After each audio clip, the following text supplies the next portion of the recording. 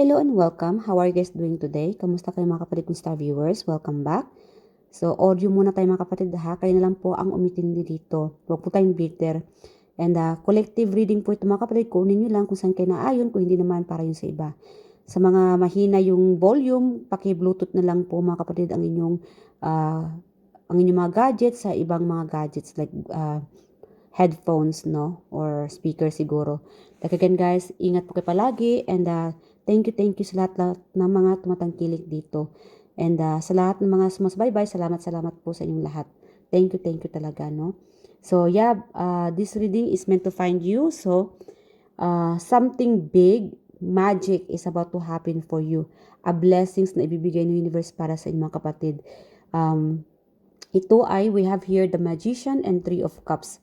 So the Magician, whatever you manifest, whatever you have been working for, kung ano itong pinagtatrabahuan mo lately, pinag-iipunan, minamanifest, hinihili mo kay universe, mangyayari na.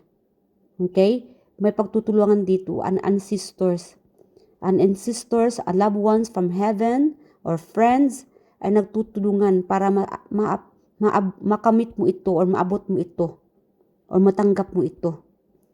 So, we have here Nine of Wands, something na pinoprotektahan mo. Okay? So, whatever you have been working for, again guys, kung ano yung, sabihin natin no, as an example, kung ikaw ay nagtatanim ka ng prutas, gulay, whatever it is, no? As an example, it's growing, it's working. Kung ano tong ginagawa mo, saving up money, it's working. Kasi meron itong hard work pays off, soon, yes, meron itong harvesting. Ma-harvest mo rin ito, matatanggap mo rin ito. Itong pinag-ipunan mo. It will harvest beautifully. So, keep fighting, keep saving, and continue on protecting what is yours. Kasi meron itong pinoprotektahan mo ito. This could be your children, no? This could be your children, your relationship, your home, whatever you guys been protecting. Because meron dito na you have been protecting this situation, love, relationship, no? Or your home, children. The universe is backing you up. No? Ang iyong mga ancestors. They are there helping you. Nagtutulungan sila para maprotektahan din sila. Para matulungan din sila. Pinipray mo rin siguro sila, no? Sabihin natin guys, pag ikaw ay nagpipray, hindi lang sarili mo ang pinipray mo rin ito mahal mo sa buhay. At dahil pinipray mo rin sila, yan, the universe is using their magic, ginagamit ng universe ang kanyang magic para maprotektahan din sila. Mabigyan din sila ng blessings. Yeah. I'm so proud of you guys dahil ang bait-bait mo kapatid. Dahil hindi lang sarili mo ang inintindi mo, kundi ang iyong pamilya. Yeah, your loved ones. Okay? So, yes, about the magic guys, blessings na darating sa inyo or mangyayari na susun. Yung iba sa inyo kailangan ng patience. Maging mapagpasensya mga kapatid. And yes, your ancestors, they are working on it. Pinagtatrabahoan nila yan ngayon. Or yes, they've been working on it. So, yeah, be more patient and focus ka na lang muna sa anong importante yan, no? Yan, sa ibang mga bagay. Kasi the more na hindi ka nakatutok dito, sa mga hinihintay mo, hinihiling mo, the more na mas napapabilis pa ito. Alright, so yeah, be patient and what you are asking for is coming about. Have patience and there is unseen factors that need to occur first. So yeah, may mga bagay dapat na gagawin. Yes, siguro like again guys, medyo busy pang inyong guides sa ginagawa nilang magic para sa iyo. And they are excited. Excited sila na mangyari ito sa inyo or matanggap ito. Meron naman dito sa inyo is about awakening. You could be a psychic, a healer, meron ditong spiritual awakening. Yes, so know that siguro you could be dealing about during the awakening yung mga emotional imbalance, siguro like feeling alone, parang different, parang ikaw itong naiiba. Yes, may mga ganun talagang experience mga kapatid sa mga awakening, sa mga first stage of awakening. Research na naman kapatid if you are in this situation, yung mga spiritual awakening, first stage awakening.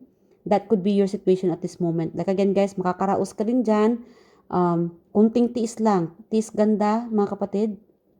Makakaraos ka rin dyan. Yung iba naman, sa mga naka-experience ng paghihirap ngayon, financially na hirap, physically, whatever na pinaghihirapan mo kapatid, like again, the universe, they're doing their best, para bigyan ka ng freedom.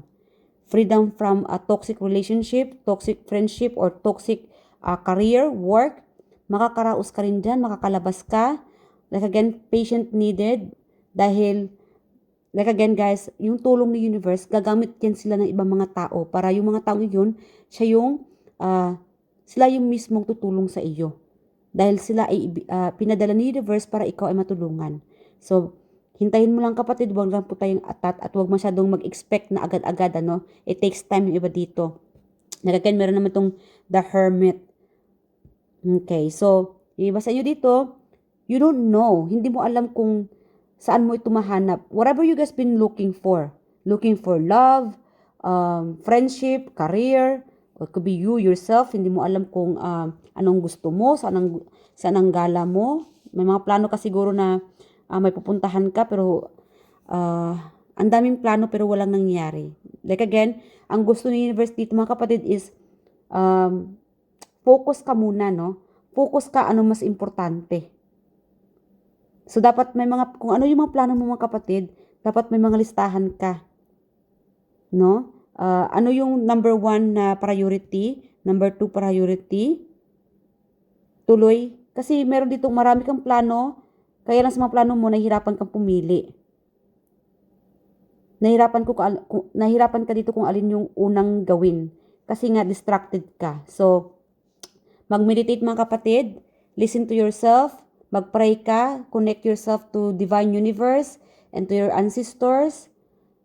Yes, and spiritual awakening. Again, meron dito sa inyo magkaroon ng magic during about this spiritual awakening. Yeah. And effectively, doing things effectively, find the right way to do it. Give it your all and you will see result. Every effective action is a step towards success. So yes, every action guys, lahat ng mga give it all. I don't know what you guys are doing. For some reason, nakukuhanan ko your time. I don't know, my time. I don't know, guys. Maybe may pag-aaralan ka dito. This could be like your studies. Could be related sa work. I don't know. Something about time limit. So, give it all. Yes, magiging positibo ang epekto nito. I'm sorry. And this will be a stepping stone for you towards success. So, keep going and believe in yourself. Yes, and the universe is backing you up. Like again, guys, hindi ka nag-iisa. Through this journey, hindi ka nag-iisa. 828. Yes, this is about your journey. There is an opportunity opening, a door opportunity opening for you. Trust there is a divine plan. So, guys, sabihin natin na you make a decision and then kaya lang parang unexpected sa iyo na sabihin natin na hindi pala masaya ito. Itong trabaho na pinasukan mo. Like again, guys, it's not gonna be perfect. So, maybe kailangan mo talaga na mag-effort. Something about like effort needed here. So, wag tayong mag-expect ng lahat-lahat ng hiniling natin kay universe ibibigay ng full 100%. Of course, ibibigay ng universe yan kung ikaw naman ay willing na gagawin din itong dapat mong gampanan. Okay? In physical world, it needs action. Kung nakahilata ka lang, walang ginagawa, wala talaga mangyari sa inyo. So, the magic, the blessings, whatever you are manifesting, it's happening. You need to make a move. Plans. Gumawa ka ng listahan. And this will happen. Meron sa inyo dito, meron ditong time frame. May limitadong oras. I don't know what it's all about. So, iba-iba yung sitwasyon ninyo. And finding sanctuary. Guys, yung iba sa inyo dito, meron itong maglilipat ng bahay. o maglilipat ng trabaho. So, kung ikaw itong na-stuck, hindi masaya sa trabaho mo, guys, i-manifest mo ito. Anong klaseng trabaho ba or career, no? Anong klaseng trabaho ang gusto mong mapasukan? You will be heading towards that new journey. Meron itong, it's happening. Yes, papalapit na ito. It's opening for you. Huwag kang masyadong mag-isip ng mga negatibong bagay. Baka ito ay mag-attract sa inyo, no? So, always think positive. Believe in yourself and pray. Reach out to your guides. They're always there fighting. No? Nakipaglaban din sila para ito ay ma-achieve mo. Yeah. They want you to be successful, to reach your goal. We have here wandering path. Enjoy the journey. Yes, every journey, guys, it's a blessing, ano? Yeah, good and bad, it's part of your journey. Kasi may dapat tayong matutunan dito. May dapat tayong ma-experience dito. Whatever experience ninyo, from bad times, good times, yes, like again, the universe is with you. Enjoy the journey. Okay? And enjoy every moment. Yeah. Okay. Life is too short. I don't know, na-stuck ako dito, guys, mga kapatid, sa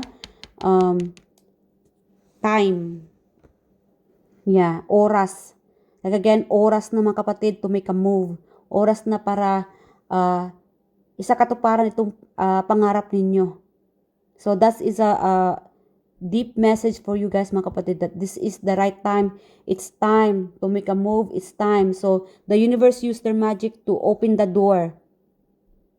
An opportunity para sa inyo. So while that opportunity is available, make a move. Go. Take that chance. Take that opportunity. Huwag kang madala sa mga distractions. Okay? Maraming klaseng distractions, mga kapatid. May mga kaibigan na mga bitter, pamilya, relationship. Huwag kayo padala sa mga distractions. Isipin mo palagi, kaya mo ito. The universe is with you. Your ancestors with you. Okay? So, yung iba sa inyo dito, blessings, new home, may papalipat ng bagong bahay or bibili ng bagong bahay, new door of opportunity, you will be coming into a new opportunity. An offer of I don't know, whatever journey. Kasi yeah, this could be related sa, I don't know, like parang pupunta ng disyerto. Okay, kasi we have here a desert passage. Baka ikaw tong nasa ibang bansa, nagtatrabaho sa Dubai, Kuwait, Abu Dhabi, Saudi, no, mga Middle East. So, yeah, yung iba sa inyo dito, kung ikaw tong naghihintay or gusto magtrabaho sa abroad, yes, there will be an opportunity para sa inyo dito na makapunta ng ibang bansa, no? Yeah, pupunta ng Middle East. Meron sa inyo dito na mag-bloom ang iyong career. So, guys, connect with your guides and pay attention to your dreams.